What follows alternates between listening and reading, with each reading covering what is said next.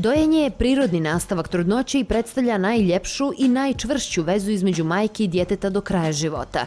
Sa aspekta dojenja, prva nedjelja nakon porođaja jeste najnapornija, ali to je ulog za budućnost koji se itekako isplati. Sa gospođicom Milicom Dukić, glavnom sestrom u boksu za bebe Kliničkog centra Crne Gore, razgovarali smo o uspostavljanju dojenja i sistemu pomoći medicinskog osoblja svakoj neiskusnoj mami. Vi ne znate kako ćete reagovati kad se porodite, da li ćete imati dovoljnu količinu mlijeka odmah ili malo kasnije. Prosto i za istu majku, za dvije različite bebe bude različito iskustvo.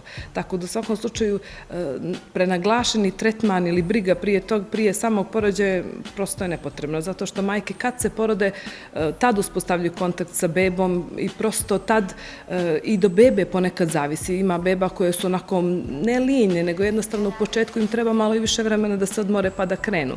Znači, to ne znači ništa. Druga stvar, što kolostrum se stvara krajem trudnoće, to i sami znate, u prvih nekih 48 do 72 sata je taj kolostrum koji nije toliko obilan. Znači, majke obično se žale na to, praktično ono što je iz iskustva. Žale se, ja nemam ništa. Znači, ja pitam, ili vuče beba? Vuče, odlično. Znači, samo tako nastavite, jer prosto tad kad beba vuče, to je u kapima. Kolostrum nije toliko obilan, količinski, tako da majke prosto trebaju da nauče tehniku sisanja, odnosno da slušaju bebu, jer beba je ta koja u principu sama odradi sve to. To je samo instinkt.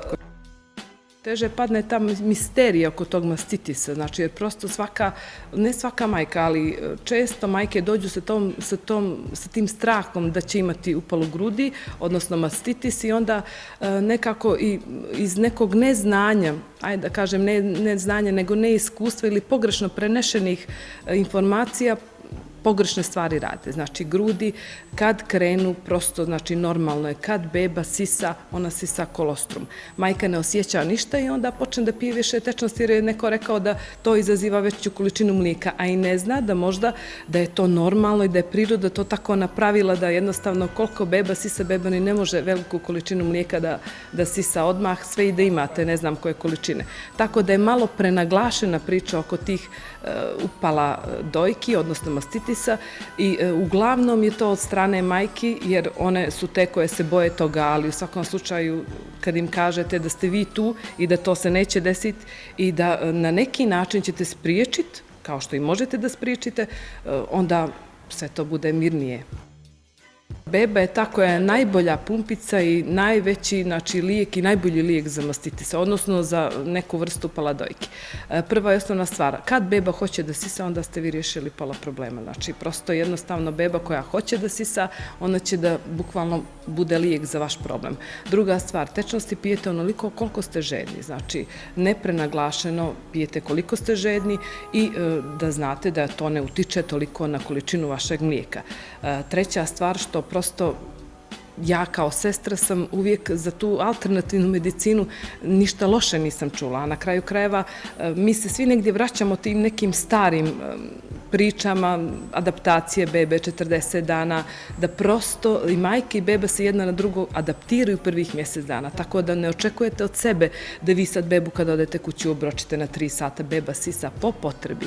I mi kad primijetimo da majka ima više mlijeka i da prosto njena beba hoće da sisa, a da je to lijek, onda izađemo u susret pa bebu donosimo po potrebi.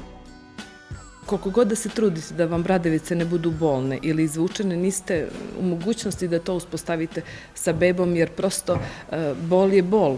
Nekom je prije, nekom kasnije, nekom više, nekom manje. U svakom slučaju beba ima prava da sisa i preko silikonskih kako ona funkcionalno obavlja svoj posao, odnosno ako uspješno doji kao što je dojio, tako da u svakom slučaju to je sasvim normalno, one se sterilišu poslije svakog podoja, onda čiste stavite sljedeći put i to je sve kako treba.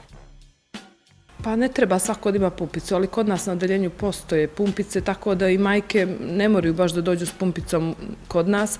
Kod nas postoje Aventove pumpice i Medeline pumpice, tako da u svakom slučaju i sa tim smo opremljeni. Stvarno se trudimo da imamo uslove, znači i ljudi nam izlaze u susret, tako da oni svako malo zovu i pitaju da li vam šta treba. Stvarno smo opremljeni sa tim, oni stoje na jednom pultu i svako ko želi pumpicu dok ne izađe iz porodilišta, odnosno sa akušerstvom, sa ginekologije može da traži pumpicu da je koristi dok je tu. Ukoliko je potrebna ponekad, odnosno često i ona i nije potrebna, opet postoji ta neka informacija da majke trebaju stalno da se izmlazaju, ne trebaju. Majke, ukoliko postoji višak mlijeka, pa prosto žena majka osjeti da ima previše mlijeka, one se izmlazaju prosto do momenta ličnog osjećaja da je malo olakšanje jeste, a ne do kraja, znači nikad do kraja jer prosto više izmlazanja, više ima i stimulacije, još beba koja sisa, tako da opet će se više mlijeka stvarati.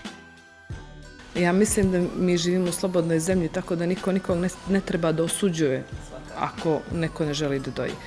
Obično mi, odnosno ja kao sestra, ukoliko majka ne želi da doji, meni je mnogo lakše kad ona to kaže, jer bebu ćemo nahraniti, donositi je da se majka mazi sa njom i svi srećni i zadovoljni. Ukoliko majka ne želi da doji, apsolutno mislim da je pogrešno pitati je za razloge, lično ja i lično moje koleginice, isto, znači mislim da je pogrešno pitati je razloge i žena ima svoje razloge zašto bi ona sad uspostavljala meni ili bilo kom drugom račune.